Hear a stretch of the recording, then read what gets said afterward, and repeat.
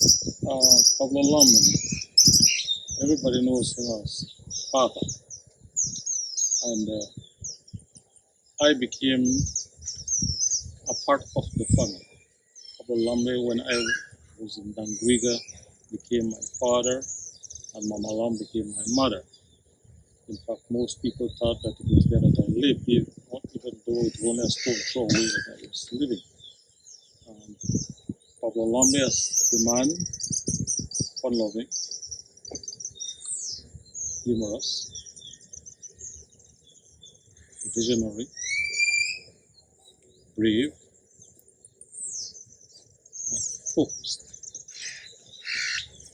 He was a farmer, a fisherman, a community activist, and at one point he was also a town councillor.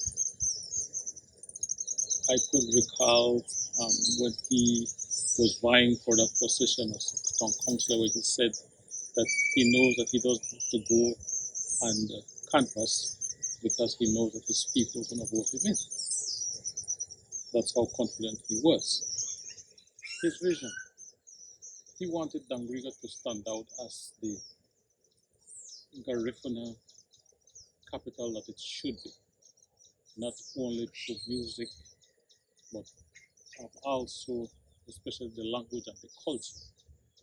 He was passionate about Garifuna, as I could recall as a visitor at home when he speaks to you all and you respond to him in Creole, you'd say, Kagi Brengwe.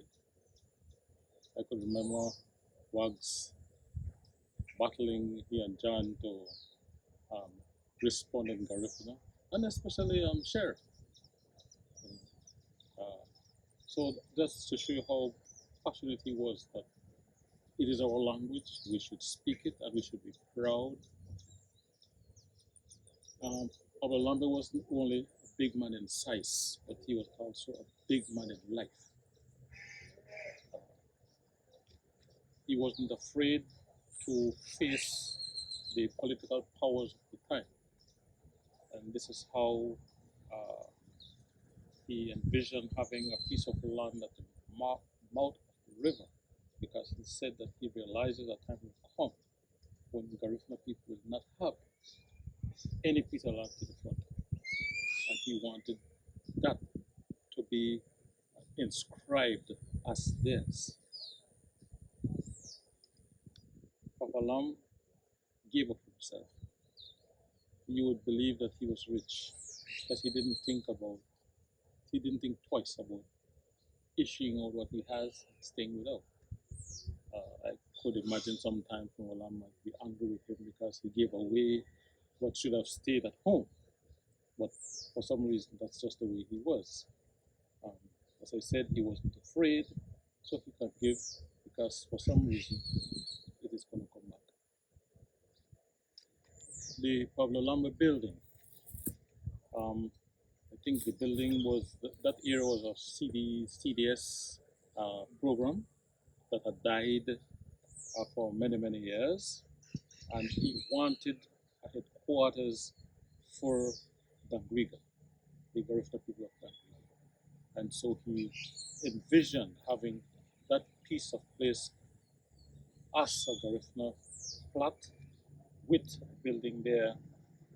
Not that he wanted his name inscribed, but he wanted that building a place where Garifuna people of Dangriga can go and meet, plan, and read.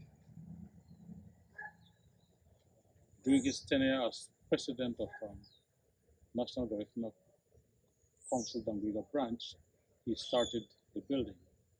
So eventually the building came to be. I hope that someday somebody with Pablo Lambey's spirit and strength could transform that building to become what it should be. My time as a member of the National Garifuna Council Dangriga branch, I was invited by the secretary teachers,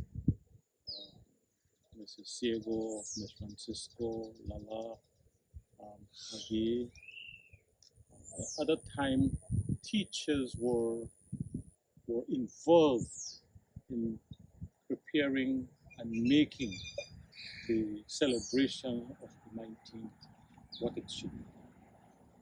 There were big teachers from Holy Ghost, teachers from Methodist School, and we used to meet at the Aspen building right on Commerce Street opposite Mackenzie. That's where we used to meet. That we used to meet with. We used to gather at the meeting, and he would explain to us his plan and listen to others with the plan that they have, and together move forward to make things happen. Pablo Lambey was the first person I saw as the leader of the National Garifuna Council, especially the National Garifuna Council, because he was the leader of the first leader that I saw visiting each community to listen and to give advice about the Garifuna movement. He came here, he went to Georgetown, he went to St. Pete, he went to Hopkins. He went to Barranco. Those are the places that he visited to listen from the people, their plight, and how the Garifuna Council could have helped in making things happen. Pablo Lambey's vision was that a time would come when the National Garifuna Council can give scholarships to its worthy Garifuna brothers and young brothers and sisters to further their education, for them to learn skills, for them to be able to help themselves rather than depending on jobs. Another thing was in each Garifuna community that we have a headquarters or an office that is called our own, that we could proudly walk into and meet and do whatever needs to be done. That is Garifuna. And it is a task and a half for anybody who holds that position. His legacy is still being worked on. His legacy is still being worked on. The good thing for Dangriga, we have the music that lives on. What I would love to see is that beach front that was granted to Dangriga people through his negotiation to Minister Marine at the time. He was the Minister of Lands, and he told me that he was going to go there and visit him. He had this thing all planned out for years, and so that is a legacy that he has left, even though nothing might be on it now. But it is something that some future leader of the Dangriga community can look into and do something about it. What I loved about the Lambey family is how Mama Lam and Papa Lam, small lady, big man, how they can keep family together. Family meant a lot to Papa Lam. I was pulled in because of what I love about that family. So if Papa Lam is not there, Mama Lam is there for me to talk to. If Papa Lam is there, Papa Lam and I will go into one corner and we discuss and laugh and whatsoever. That's one thing I loved about it. And I think that impact still lives on with the family, which is good. So the impact of Pablo Lambey still exists. That pride in being Dangrigan, that pride in being Garifuna, his garb when he wears them, and he wears them with pride, and for his size, it is outstanding. Good. That's what I loved about it. I just also want to add that with your vision for this building, this on this property that has been given to Garifuna again, you would probably be the first person who would follow suit in having a home Garifuna, because there's nothing better than a home ownership, a place to call home. And so I think your vision is tied to his vision, which will have to be tied to our vision as we move on, because I know that his dream was also every Garifuna community should have one. If you could expand on that a little bit for me. All right. Painting was founded over 100 years ago. And all these years we have been here. Where is our home? We have none. If we want to have a meeting, we have to be begging for a place where we can hold our meeting. When if we had our home, all we have to do, put the key into the door, open, and meet.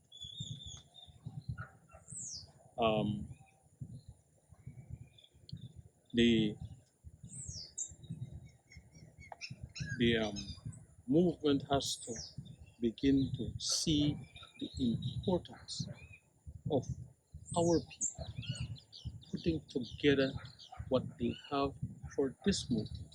It is time for us to forget about looking at others, because too often, let us write a project proposal. I have nothing against project proposals, but if it is ours, why can't we come together, put the little resources we have